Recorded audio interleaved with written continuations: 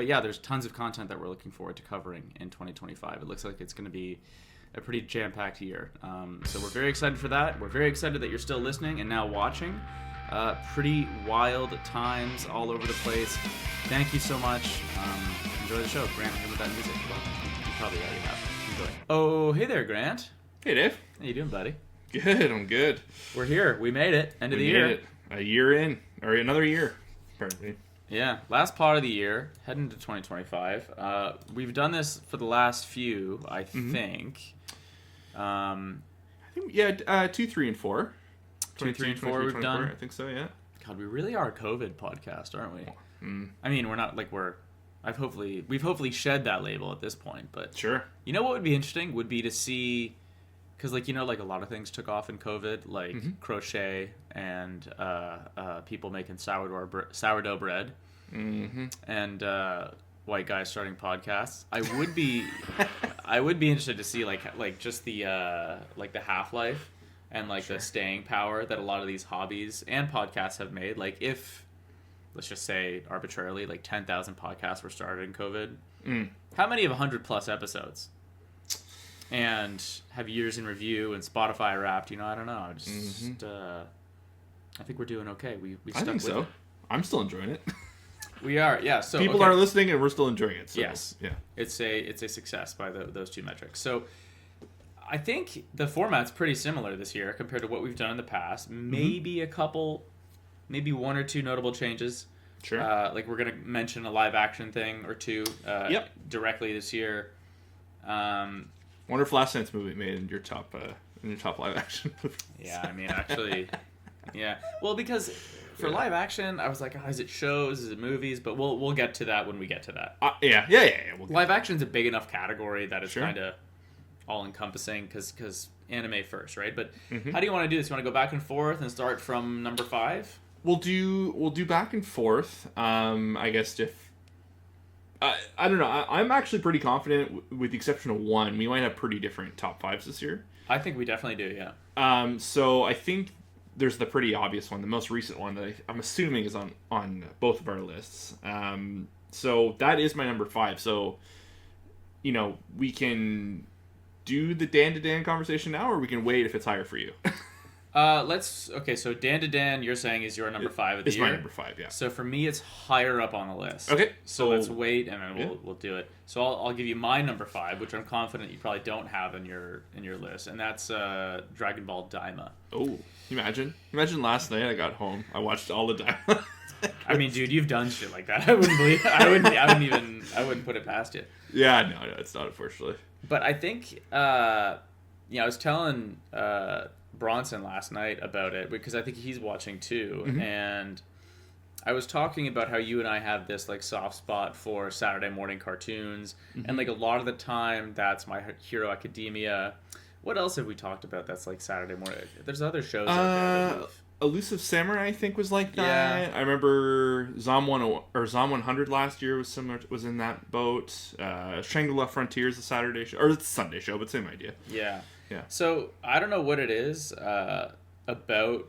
I mean, no, it's not true. I can say what it is. With Dragon Ball Daima, I think it's very. For number one, it's limited. There's 11 or 12 episodes in total out, but that's still a large enough sample size. Like.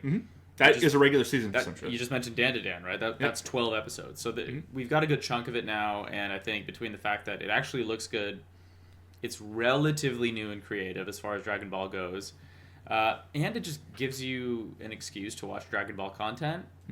I like all of these things. I am not like the most intense diehard Dragon Ball guy on the planet, but like I know enough about basically all of their animated properties to look at it and be like, yeah, like, this is new, it's different. I don't really care if it like fucks up the canon or retcons things, because also one thing Dragon Ball fans have to remember is like, if you're bitching about like a timeline messing things up or retcons happening, like, I promise you they have retconned something in every series they've ever made. Like, you can't be too precious about it, you know what I mean? And Toriyama made it and all that, or worked on it, so yeah, number 5, because I look forward to watching it every weekend since it's been on. Do you, again, like, obviously I'm not watching it, but like, do you get at this point, do you feel that there is like a bigger life to it, or is this going to be like, hey, like, I get it's so hard with Dragon Ball because they've been kind of upending themselves like with every new series they do. Do you feel like this is going to have like a lasting legacy at this point, or is it kind of just like, oh, it was a fun little stop along the way before the next thing? I remember you asked me something similar about that, and I sincerely don't know, like, because this could actually prove to be an effective, and I would vote, if I had to vote, I'd prefer them to go this way, where they tell a nice, short and sweet 20 to 30 episode series, and it's like good and succinct. On the flip side, there's probably enough content and like what they've done by like changing the rules of the whole show and creating another alternate reality, and this whole thing is like, I don't know, they could probably do 100 if they wanted. And when you look at what they've done historically, they tend to do 100. You know what I mean? Yeah, so, yeah.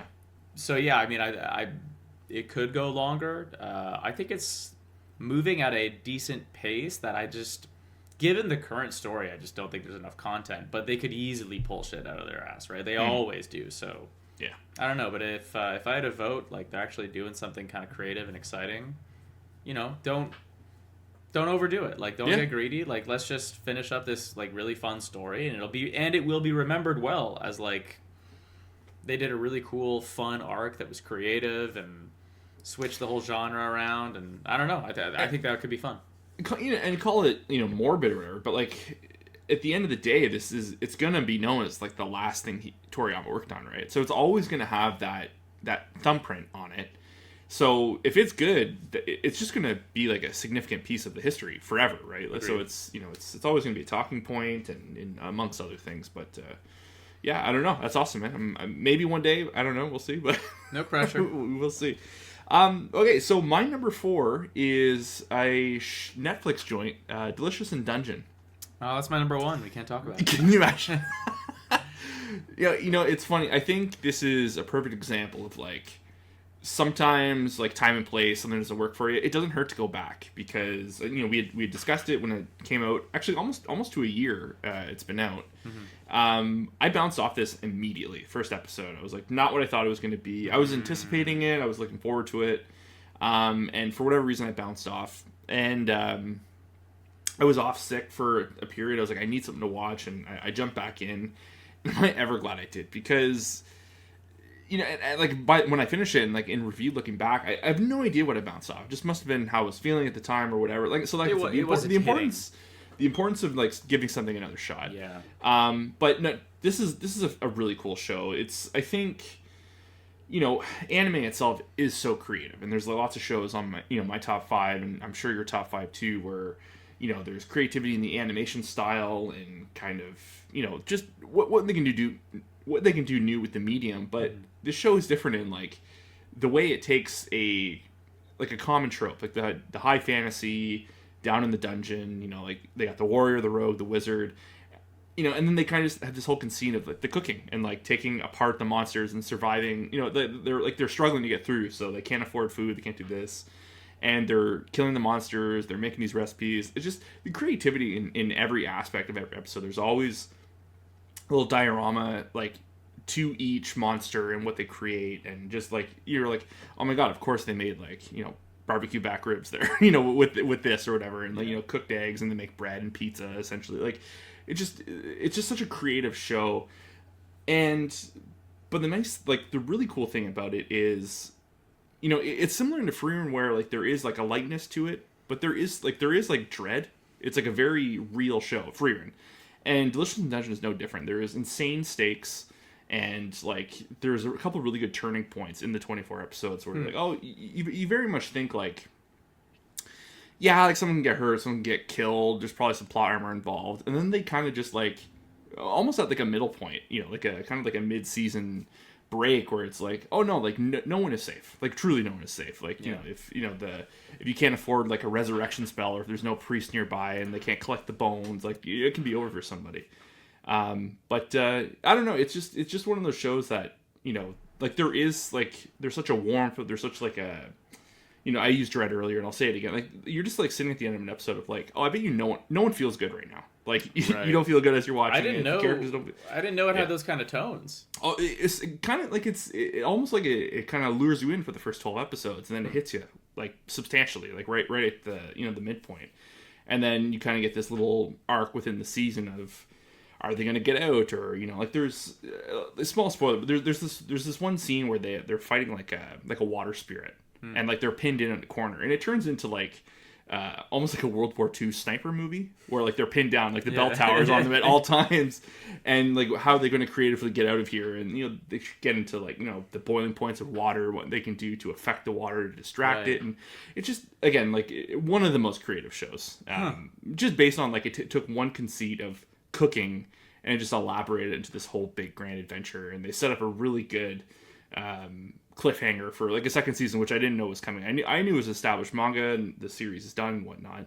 I didn't know this was getting a full adaptation by Netflix, but Studio Trigger does it as well. A la Edge Runners there, but interesting. Yeah, really good show. Pick. It's again, I know. I'm not even sure. Like, would you have counted the second half of Frieren in this year? No, man. I really did think about it though. I guess you and I should have maybe talked about that earlier, but like, because Frieren was pretty high up on both of our lists last year, and I was like, well, we kind of used it last year, but it technically finished in 2024. Mm-hmm.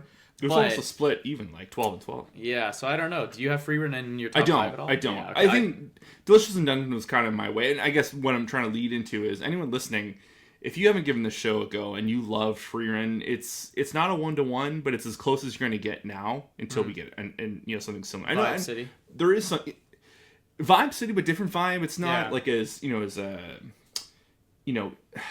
just like self-reflective as Frieren is. This is more like it is, and it's very different. But this is definitely the funner of the two. Sure. Yeah, I believe that. Yeah. Interesting. Well, that's a random one. Okay, I wonder if we could even predict one another's. Like, I feel like we're gonna be all over the map. But this is... I think so. Yeah. Okay, so this is a recent development. This was not in my top 5 until yesterday when the double header finale aired. Okay. Blue Lock. Is my number 4, which is wild. Yeah. Okay. I think this is a tricky one, but hear me out, and I'll do my best to justify it here. I was thinking about my list last year, and I think I might have given Jujutsu Kaisen number 1 over like Frieren or something. For yours, I don't remember. Yeah. I can't remember, but I think back then I remember like justifying it as being like Frieren's to myself at least, being like Frieren's like definitely a better story and probably a better anime. Sure. But if we're going off of, and we're not, but like in my mind I was kind of counting about how I feel about both, and I was like, yeah, but like there was like 8 times when Jujutsu Kaisen aired that I like jumped out of my chair. There's nothing wrong with a hype show. Blue Lock has had some like highly publicized animation issues in the first half of season 2, and like that definitely overshadowed a lot of the story, that's for sure. But they did this whole like kind of come from behind, like got this special animator to animate this like specific game ending sequence at the very end of season 2, and it is definitely not perfect. I will say that. Like, I still even now have nitpicks about how the story was told and how the whole thing was handled, but I can't pretend that I didn't lose my fucking shit. Because I did. Yeah. I yelled into a pillow, a grown man. It's just... and I don't know who I am. I don't care about soccer. I think it's like the worst sport, but I can't not watch this thing. It's so fun.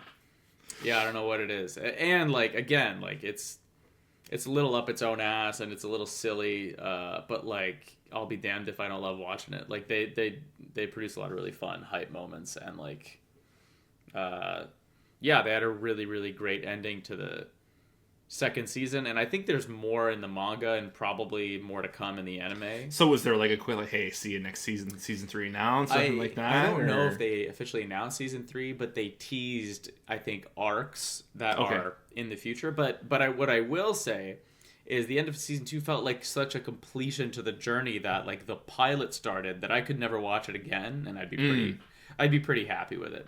Okay. With the like with the nitpicks of like, you know, the animation quality should have been more consistent, and maybe like the show at moments got a little too I'm 14 and this is deep, but other than that, like, you know, it kind of, it's still just, it's a good sports. It's Saturday morning. You got a great thing to watch in the morning there. You know, yeah. Was that a Saturday show for you? It was a weekend show, and it's funny though. I was talking to Sam yesterday, and I was like, you know, we should give Haikyuu another spin. Like, now that this is over, like, I'm gonna need something to scratch the itch, and everybody on the planet who's seen Haikyuu loves it, right? So good. So yeah, we zipped through an episode yesterday trying to see if we could remember, but I think we're just gonna have to start fresh. But yeah, so yeah, Blue Lock number 4. That's awesome. What do you got number 3? Number 3 is Bleach: The 1,000-Year Blood War, Part 3: The Conflict. That's dope. Dave, like, holy fuck! They've been doing this whole 1,000-Year Blood War project for, you know, this will be the 3rd year now. I think there was a bigger delay between the first and the second part, but last year was part 2. As a fan of the manga and the story, this is like the thing airing on Disney, right? It is airing on Disney. Yeah. Thankfully, it has subs, which is nice. Not a lot of the shows do right now, but again, Undead Unluck, still no subs. But there's something about what's going on with Bleach right now is we are getting kind of the best of both worlds. We are getting, you know, the continuation of where the previous series left off. Mm-hmm. We get this arc that was never done. That, you know, us as readers, not that it was bad. It's probably, in my opinion, one of the best arcs in the whole series. But there was clearly like a crunch. There was like stuff that was missing that got left out between, you know, Kubo and Shonen Jump. And he's now like the supervisor of all of this, and he is getting to finish the story he wants it to, or the way he wanted it to originally. So, you know, it's just like a fun little experience of like every week is like, oh, what is new? What is the change to this lore wise? Or we get to see this character's Bankai who we never got to see before. Like, it's fan service in the best way. Right. You know, like you get the new, you get some of the old, you know, stuff that we never expected. Kind of just like restructuring, you know, like not like an alt history kind of situation, but it's like the structure is like 90% there, but it's just all the little things that they're fitting in. You know, like there's so many shows this year and where week to week you're just like, you know, you finish that episode. And I think it's like any TV show, right? You're like, oh my God, I want that next one. But when I finished an episode on Saturday of Bleach, it was like, and I know what's coming, you know, but like it's still the excitement that I felt for this. It's, you know, like it could have been my number 1. It could have been anywhere on my list, but I think right in the middle is perfect because it hit just, you know, the artsy stuff that we like and kind of like the heavy battle shonen stuff that we like. Yeah. You know, the again, one of its biggest strengths, and it's more akin to My Hero in this way, is it's a insanely diverse and large cast. There's so many so many pieces moving around, so many voice actors, like fights and like who's here, who's there. They do such a good the choreography and like kind of keeping everyone static is really good. It's my favorite score, like, of any show we watched this year and previous years. Really? Like, I didn't know that was a big thing.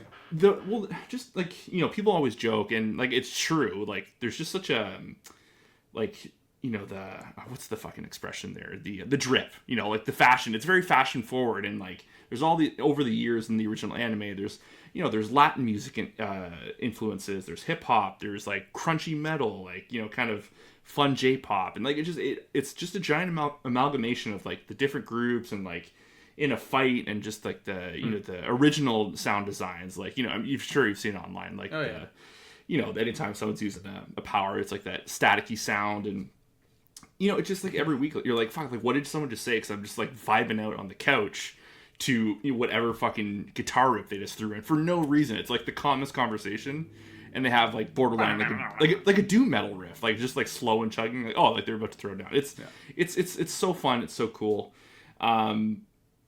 You know, and then also there's another show up on my list. Just the usage of like the OP, like the opening and the closing with the music and how they use the visuals to kind of, you know, the way they'll cut back into like 30 seconds of the song to show like a still of the episode. Or they do this thing in Bleach too.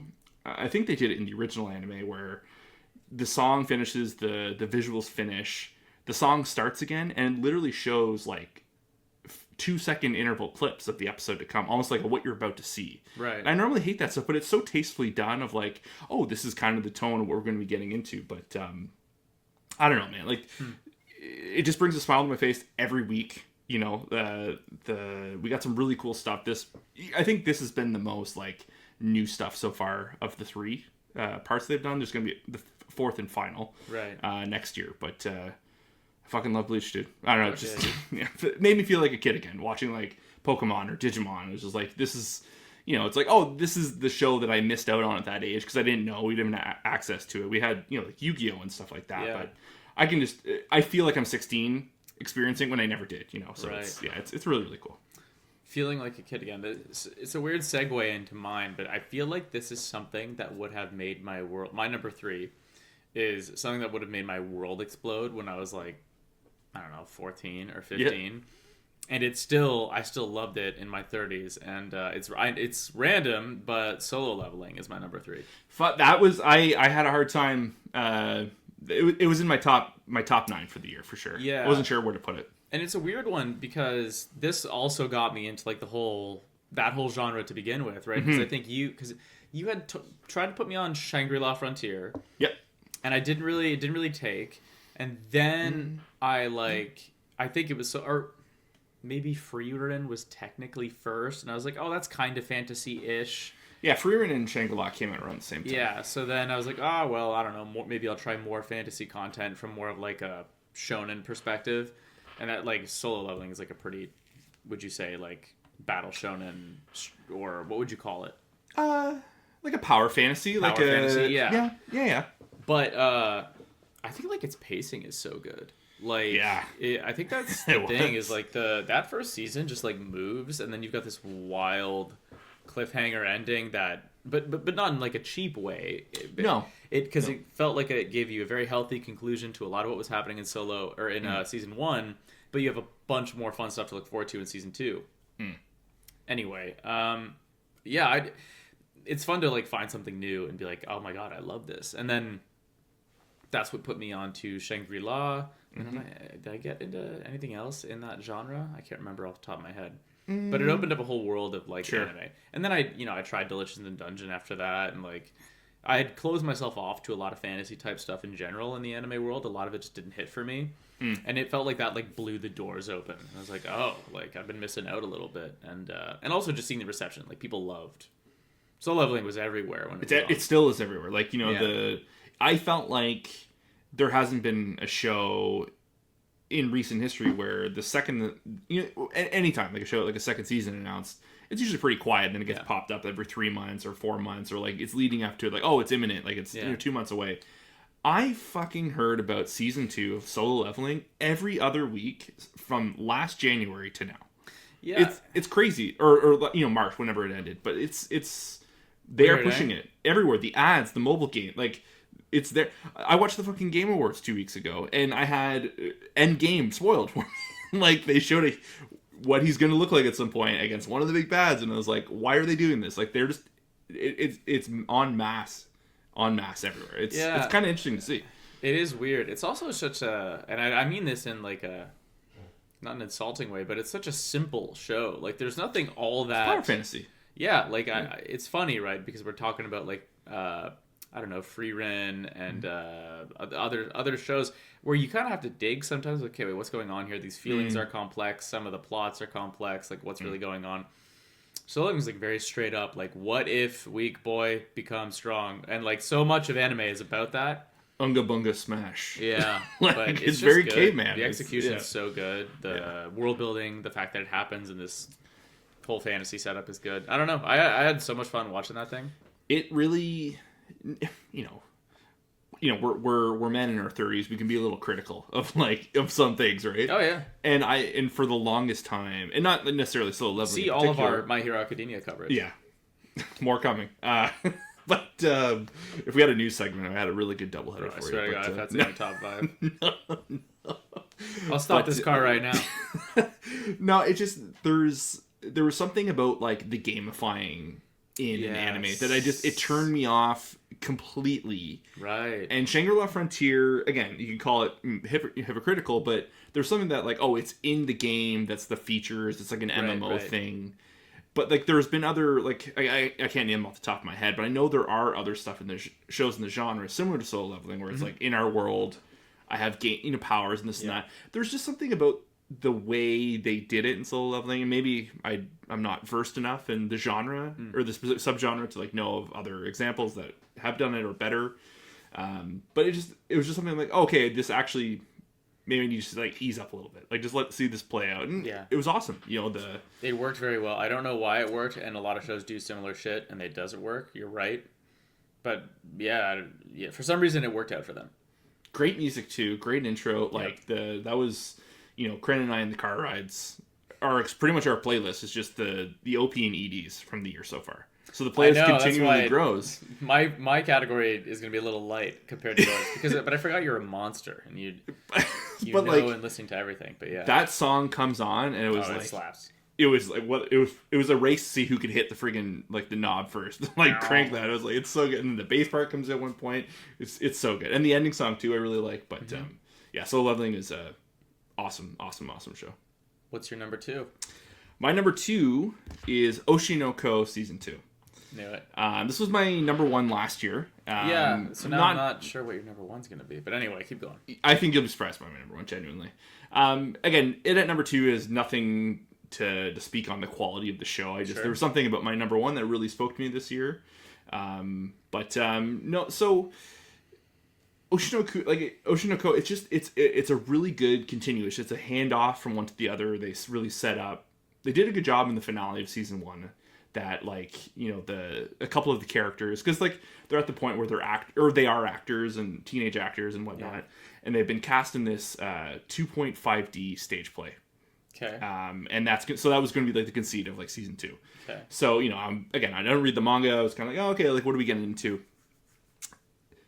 The fucking power of animation, Dave. They open up this season or maybe 2 episodes in, where you get, like, a preview of how, like, the premiere starts. And, like, they have you sitting in the crowd as a member. The way the camera's shot, it felt very, very real. Like, very, very immersive. And they do a good way of explaining how the stage moves and, like, how they introduce all the cast of the characters. Like, they're all... It just... A world that... And in a way that, like, you know, I have no idea how the inner workings of the music industry in Japan works, and the acting and the play, like, they really kind of are getting into a new layer, just like another type of, like, you know, media that is popular over there. Genius stuff, but, you know, it was just more of the great stuff. Like, the murder mystery part of the story kind of took a bit of a back burner, and that was there was some complaints with some fans. It didn't bother me too much because I was just so enthralled with the effort they were putting into. They dedicated parts of the season to the writer of the original manga, who was super opposed to, like, this play being done. Oh. And there was, like, an episode and a half dedicated to her saying, like, yeah, the guy that wrote it is a fucking bum. Like, he does not know how to write, and they show, like, the effort that goes in, the type of writing you have to be able to make a play versus, like, a manga. And, right, very different. Like, just the levels and the layers that they get into, and again, the animation was, you know, again, amazing as before, but, like, the 2-3 episodes they take for the opening night premiere, they do, like, the whole play, essentially. Yeah. The best visuals I've seen all year. Oh, like, really? Oh my! It's explosive, and, like, they do, and, like, they don't, like, just turn it into, like, it's not like we're seeing the world of the characters fighting. It's almost like a samurai, almost like a la Demon Slayer a bit. Is kind of like the stage play they're doing. Yeah. And they all have these powerful swords. There's unique powers to the swords, and, like, they don't just, like, turn it into, like, Demon Slayer. Like, you're seeing the world. You see them doing the practical effects to make the swords look like this, and, like, the sparks and this and that. Like, you are watching a play. And I've just never seen anything done like that. Completely caught me off guard. That 3 weeks in a row, I watched each episode, like, twice each night. Yeah, it aired. I was like, I have to watch that again. That was incredible. And, you know, like, so yeah, the actual, like, the contents of what happens is just, you know, more and more of the same, but again, the same executing at the high quality. A couple little gripes because, like, you know, there was one of the main characters completely got sidelined, and I was like, oh, that's so weird. Like, you know, it must be a part of, like, the manga. as well. But then they kind of teed up like, oh, they're going to be more focused in the third season, which got announced immediately after the finale. But Sure. The only bad thing, and it doesn't affect my kind of take on it, is the manga ended a couple of weeks ago. Across the board, critically panned. Panned, as in Awful. Everyone hates it. Oh. It's like one of the worst endings to a manga ever. Jesus, really? So yeah. I guess the author has like a pretty. He's on a bit of a streak. He's like 3 for 3. It just like abruptly ends it. Makes no sense. No, it's just not even like an attempt. It's just like fuck this, like on to the next, and is already moving on to the next thing. So there's a lot of like upset fans. That's tough. So I'm now at this point of like, it's crazy because I just watched this phenomenal ending to this show that I love, and I think about it like I cannot wait for the next season. Yeah. And it's like, do I read the manga? Do I debate it? No. Do I be patient and see like how the animation plays out? And now it's like I can't rush now. I just like I know it's good now, and we're just gonna take it as long as we can. Yeah. And maybe we get a Bleach situation where they correct something at the end in the anime. Who knows? But no, it's, and I know you got a lot on your plate. We have 2025 is going to be a fucking huge year for us. Yeah. A lot of anime. I think you would really enjoy it. I think Sam would like it as well. It's just a good murder mystery, and the way they play with just the different types of mediums and media is really, really cool. It's just something I've never seen. So interesting. Yeah. Very interesting. I'm mostly surprised that wasn't your number one, but okay, I guess we'll get to it in a sec. So I've been going back and forth on this between my number 2 and number 1 spot. Number 2, Elusive Samurai. Oh, okay. Yeah, I think like I just was really taken by the newness of it. Like, I guess you could maybe reduce it to a shonen, but I don't really feel like it's a shonen. Like, I mean, I guess if it has to fit a genre, yeah, it's probably like you could say it's a historical shonen or some bullshit like that. Historical drama. Historical drama might be more accurate. I don't know. Here's this. My take on it was it felt more Shonen Jump than a shonen. Yeah, I don't disagree with that. Yeah. I don't know what it is. I think it's how vivid and beautiful the colors are in the animation. I love the character design, and I think if I remember correctly, I remember saying it's historically accurate, right? Yeah. I don't know. I think like a dramatic animated retelling of historical events, especially when they're bloodied and they discuss like how empires came to power and things like that. I find that very interesting, and I think like making it into like a 20-minute digestible anime that stars a kid whose superpower is running away is like just like it's a weird elevator pitch. You know what I mean? It's a weird like what is this? So yeah, like it's like shocker. I like another shonen, but on the other hand, it's like this is just such a weird proposition for a show, and I found myself just getting sucked in by all the non-shonen-y type stuff about it. Like I don't really care. The combat's fun and creative, but that's not really what drives the show, right? It's like the characters and what's happening and what are the consequences going to be of all these characters' actions. Will this come full circle? Is it going to be made quote right? I don't know. I really dug it. I like the vocal performances, and above all, the animation. Like when they're not drawing horses, the show is like just truly good. With the horses. Yeah, but truly good, like beautiful to look at. Like the colors palette specifically is probably has the nicest color palette of the year. Like in just terms of like the way it visually stuns. Really, really cool stuff. Yeah, it was. That was another one too. That was in my top 9. But it's funny, like the whole thing about the history. Like I've never seen a show take such liberties, like staying like tight to the history, but take such liberties in between, and it all still makes sense. You're like, what the fuck? Like the whole thing. They do some weird stuff in the show. The guy with the fucking the ears and he looks like a mouse, and the guy with like just again like they're just playing around. That's creative. It's creative, but like they take it to like this guy was like a huge warlord and like was very successful, and he was a super famous archer, and like there's the scene where the guy's like mouth goes into someone's ear, or like is like talking into it's like they do weird stuff. They very weird. It's so good though. They switch styles often. They do like vignettes. They do like illusions, and they do like it's if you're an animation nerd. Yeah, if you're an animation nerd or just generally passionate about that stuff, like watch it. It's short. It's 12 episodes. Again, it's like feels very wrapped up. More to come, but like It's, but yeah, you can see a lot of different techniques being applied in a single episode of Elusive Samurai than you might get in a season of television otherwise, or a season of a different anime. Because they're doing so much off the wall stuff. So yeah, that was my number 2. Right on, man. My number 1. Let's see if you even remember me talking about this show. My number 1 is Astronaut. Oh yeah. Okay, so I might have even seen 1 or 2 episodes of this. I think you watched the pilot for me. I think I just watched it to see. It wasn't like an ask for the whole season or anything like that. It was just see what I was talking about. Yeah. It is, in my mind, the year's most. I understand why no one talked about it, or it was no one's year-end lists, or anyone's number 1 or anything like that. Sure. I get it, but this show was pure imagination. I think, I agree with you on Elusive Samurai, but to me, this was like the best use of color this year. Sure. No color on any spectrum went unused. Like, it was, they found a way to fit everything in a show that, I love slice of life, and this is very much in my lane. You are a slice boy. So I am slice boy, but like this just like took it up a notch, and it's kind of similar to like what we were talking about Bleach earlier. But I would watch each episode because it's meant by design. It's an original story. It's meant to kind of feel like the shows of the 80s, the 1980s anime. And that's nothing I have any association to, whether it's the time period or the anime itself. There's very little that's kind of, been brought forward for us. Other than Gundam, maybe. I think that would be like the biggest one. Maybe Godzilla stuff. Right.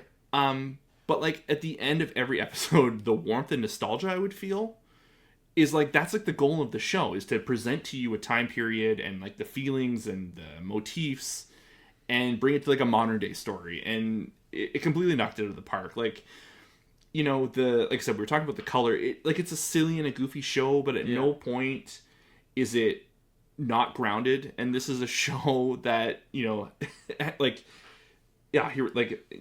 like mecha battles, and like there's slapstick comedy and, middle school romance, adult romance, high speed chases, spooky movie nights. And like, it has it all and it does it all. Yeah. Like, it's not, what's the expression? Like, jack of all trades, master of none. It's not that. You just it's not that. Like, everything. A lot of home runs. Everything it showed up to do, and like an archetype story or like a trope. It did it to like the highest level, and it doesn't like, it's not shooting for like an 11 out of 10 animation. Right. It's like, we're just gonna hit you with like a 9 the whole time. And maybe we'll tip into a 10 for like the finale or something here. Like, it was just, it felt like a treat. Like, I feel like I was going crazy. And even the sadder thing is, the director, when the season finale aired, he made an apology that it wasn't more popular, that he's like, I wish there was something more I could have done. Wow. For everybody, like, to watch, and like, thank you for the experience to do this. Like, all this stuff influenced me, and like, he had been working in the 80s. He was working in that time. Jeez. It was just one of the saddest things I've ever seen. And like, I think it was like maybe like I don't know if it was like to the broadcasters or the producers or whatever it was, but like, it seems so silly to me. But was that a Crunchyroll one? It was on Crunchyroll, yeah. Yeah, and 12 or 24 episodes? 12, yeah. Nice. But I think this it was just a display of the power of the medium. Like, it's, if you have the passion and the imagination, you can create something this unique and heartwarming. Like, it's, like space battles, and like, there's just all this stuff. It's about, royal families fighting for the key to the galaxy, and it's just kind of turning into like a cat and mouse game, a hot and cold game on planet Earth, and a hostel. Like, it's every week I was just like, I hope this is one spin. It's, and like, I didn't know you liked it that much. Oh, dude, I loved it. It was immensely loved it. It was just one of those things where, like you watch, like, and maybe it's not a good comparison, but you would watch like Parks and Rec, like, oh, this is like just like a perfect, like, I need something positive. Yeah. Like, there's antics and there's like drama that can happen. And again, like, it's not like a one-to-one comparison by any means, but what I'm just trying to stretch is like, there was just wholesomeness to the show. There was misunderstandings, but it was always like, like, you laugh at it, but it's like, we're all going to be like friends or whatever, and people are going to get to know each other. And it's about like loners and losers, and like even a loner and loser has like a warmth and a spirit to them, comforting, warm, happy making. And it's not just like happy for the sake of happy. Like they really get down to what is like wrong with someone, or like what is bothering them. Like it's not like being political, but it's also like it's more of a human experience show, honestly. Like it's not, it's more akin to Odd Taxi than anything else I've seen in recent years. I still gotta watch that. Yeah. Well, again, yeah. I think anyone that loved Odd Taxi, Astronaut is a different presentation, but it's a dead ringer in tone. Oh, right. Okay. Yeah. So thematically similar. I think so. Yeah. Trying to say some things with in a way you might not have seen it. I really didn't know. I didn't know that you had kept up with that one, and I didn't know it was that high up. But that's a great little surprise. Yeah. It was one where it was early enough in the year. I just kept thinking about it. Every new show that I love, I was like, Astronaut's still my number one. See another new show, loved it. I think Astronaut's still my number one. Right, like in your head, you're like, yeah, I was thinking now. Beat it? Yeah, and there's been amazing stuff. Like Bleach could have been one, Oshinoko could have been number one, but consistently through the year, me thinking about it, what they did with the color, like it just, I just picture them. There's a scene with them making plum, or they find like plum wine in the basement. It's been fermenting for like 10 years or something. Mm-hmm. And there's just like, like what it is and explaining it, and you just learn more about the culture, and I don't know, really good stuff. Okay, but, Astronaut number one. Yeah. So mine is obviously dandadan is the first one on your list. Yeah, I sort of went back and forth between that and Elusive. I don't know if we're gonna say anything we haven't said before, but we should say it just for the sake of this specific episode. I think my reasons for are going to be. The reasons why it's my number one, most people who have seen it and like it it'll probably resonate with, right? Like I think there's a lot of, like see our list below. There's lots of like great shonens out there. There's lots of like coming of age stories out there. I don't know if I've seen one just executed in this specific way where it seems to have so many pieces that really come together really, really well. I don't think it's a perfect show. I've complained before that I find it like a touch horny. Like but also, I don't know. That's one thing that we talk about every time we do talk about dandadan is how oddly close it seems to represent the teenage experience of like just having a crush. Yes. Like, not of fighting aliens, but like of just like having a crush, how difficult that is. Navigating social situations and circles and social hierarchies and trying to understand your place and like a student body, like it's a little exhausting and daunting to think about. And then another guy enters the picture and you're threatened and you got to figure out how to play things. Like that's like your first exposure like in like society is like in dealing with social challenges and when you have stakes because you have a crush on somebody. It's a very different kind of pressure that I remember. Like I have so many memories of that, and it's just funny. I've never really seen them represented in this way, especially not in anime, right? Like I don't really watch romance period in anime, but like, yeah, I do, and like I would say like, when Leanne and I always make a point like every season to try and find. There's always one every season, right? And, we, like, right away, we're quick to be like, that's not, like, that is not the actual human experience from what I can tell. And, like, there's ones where they take a comedic take on it, or it's, like, older or younger. And there's just something refreshing about dandadan in the way where they knock, like, all the bullshit in between is completely removed. Like, Momo is forward. Like, she is, like, she's to the point. She's like, no, how are you feeling? Like, she is not one to let Ken sit, like, not speak the unspoken, like what his mind, and he on the like, so that's that's kind of her archetype being thrown out. And then you have him, Okarun, on the other hand, where he does have these feelings of jealousy, but like he's also like learning to have a friend for the first time. So the unique, it's all brand new to him. It's all brand new, and you can already see him because he is emotionally intelligent, and he is already like in the most recent episode, which we haven't even talked about, so we can kind of touch for a second, but. Like all the stuff with Gigi, and he like realizes like, oh, I'm gonna like distract him like as a tactic to fucking draw him away, and then Gigi shows interest, and he's like, no one other than Momo has shown interest before, and like he's like not like seduced to like, you know, like, oh, like whatever, like, but it's all new and exciting and confusing and everything. But it feels genuine. It just feels genuine, and that fucking shines, you know. And yeah, without the vocal performances to like really nail that. Yeah. You know, like I've said it like every time we talk about dandadan. Momo's VA is the best of the year. Anytime she like becomes loud and boisterous, like she just hits this tone and register. It makes me fucking laugh every time. She's like the second coming of Inosuke in a completely different way. Right. But it's the same thing. You hear him giggle and cackle like a fucking maniac. It's an instant like I'm laughing when she raises her voice and like not like an aggressive way, but when she gets loud. Maybe it's just me because that's how I am. I just go from like a 4 to a 7 like consistently. But like I don't know. I just think it's the performance itself. I just really like, for whatever reason, just it sticks out to me. I agree that she's good, but to your like further to that point, I think their chemistry is astounding. Like, yes. I think that's so. I mean, in live action, which we're going to talk about pretty shortly here, but in live action, but especially in animation, I think getting chemistry, especially anytime it's supposed to be romantic, is so difficult.